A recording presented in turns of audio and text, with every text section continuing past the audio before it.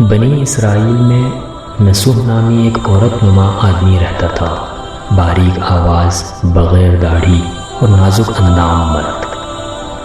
وہ اپنے ظاہری شکل و صورت سے فائدہ اٹھاتے ہوئے زنانہ حمام میں عورتوں کا مساج کرتا اور میل اتارتا تھا۔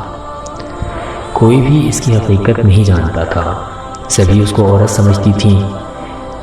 یہ طریقہ اس کے لیے ذریعہ معاش بھی تھا اور عورتوں کے جسم سے لذت بھی لیتا تھا۔ کئی بار وجدان کی ملامت کرنے پر اس نے اس کام سے توبہ بھی کی، لیکن ہمیشہ توبہ کو توڑتا رہا۔ ایک دن بادشاہ کی بیٹی حمام گئی اور مساج کرنے کے بعد پتہ چلا کہ اس کا بہت ہی قیمتی موتی یا ہیرا کھو گیا ہے۔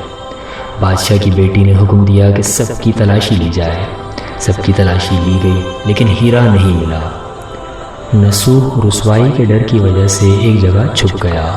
جب اس نے دیکھا کہ شہزادی کی کنیزیں اسے ڈھونڈ رہی ہیں، اس نے سچے دل سے اللہ کو پکارا اور اللہ کی درگاہ میں دل سے توبہ کی اور وعدہ کیا کہ آئندہ کبھی بھی یہ کام نہیں کرے گا۔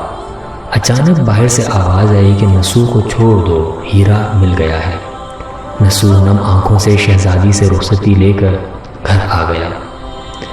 نسوح نے قدرت کا کرشمہ دیکھ لیا تھا اور ہمیشہ ہمیشہ کے لیے اس کام سے توبہ کر لی تھی۔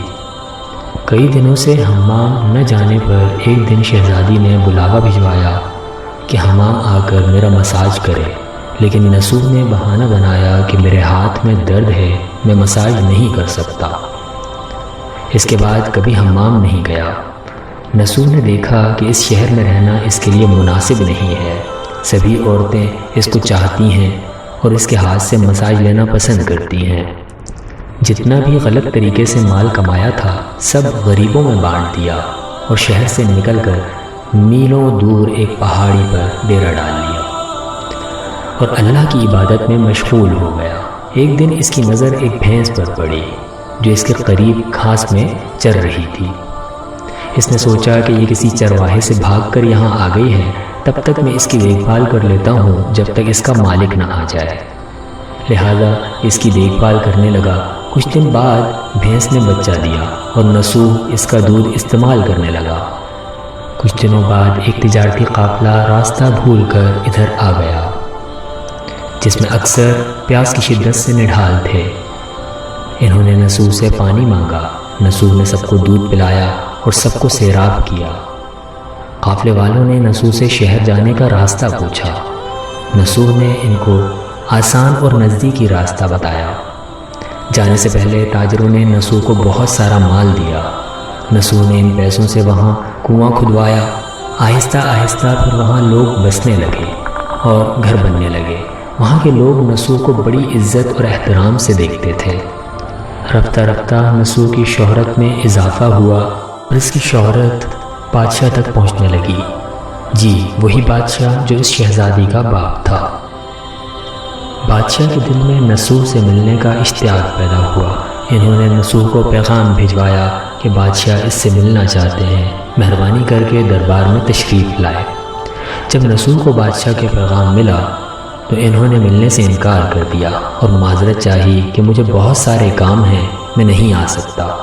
بادشاہ کو بہت تعجب ہوا۔ انہوں نے کہا کہ اگر نسوح نہیں آ سکتے ہم خود ان کے پاس جائیں گے۔ جب بادشاہ نسوح کے علاقے میں داخل ہوئے تو خدا کی طرف سے ملک الموت کو حکم ہوا کہ بادشاہ کی روح قبض کر لے۔ اس زمانے کے رسم و رواج کے مطابق بادشاہ کو نسوح سے ملنے کی وجہ سے لوگوں نے نسوح کو تخت پر بٹھا دیا۔ نسوح نے اپنے ملک میں عدل اور انصاف کا نظام قائم کیا اور اسی شہزادی سے شادی کر لی۔ ایک دن نسوح تخت پر بیٹھ کر لوگوں کے مسائل سن رہے تھے۔ ایک شخص آیا اور کہنے لگا کہ کچھ سال پہلے میری بھینس گم ہو گئی تھی، آپ کی عدالت سے اپنی بھینس کا طلبگار ہوں۔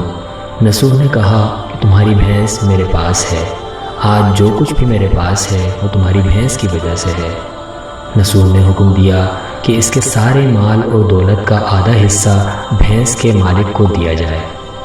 وہ شخص خدا کے حکم سے کہنے لگا، اے نسوح جان لو نہ میں انسان ہوں اور نہ ہی وہ جانور بھینس ہے۔ بلکہ ہم دونوں فرشتے ہیں اور تمہارا امتحان لینے آئے تھے۔ یہ سارا مال اور دولت تمہارے سچے دل سے توبہ کرنے کا نتیجہ ہے۔ یہ سب کچھ تمہیں مبارک ہو۔ وہ دونوں فرشتے نظروں سے غائب ہو گئے، اسی وجہ سے سچے دل سے توبہ کرنے کو توبۃ النصوح کہتے ہیں۔ بہرحال رمضان المبارک کا مہینہ چل رہا ہے اور مغفرت کا عشرہ چل رہا ہے۔ اللہ تبارک و تعالیٰ سے دعا ہے کہ ہمیں بھی توبۃ النصوح کرنے کی توفیق عطا فرمائے اور ہمارے گناہوں کو بخش دے اور ہمیں جنت الفردوس میں اعلیٰ مقام عطا فرمائے اور ہم سے راضی ہو جائے۔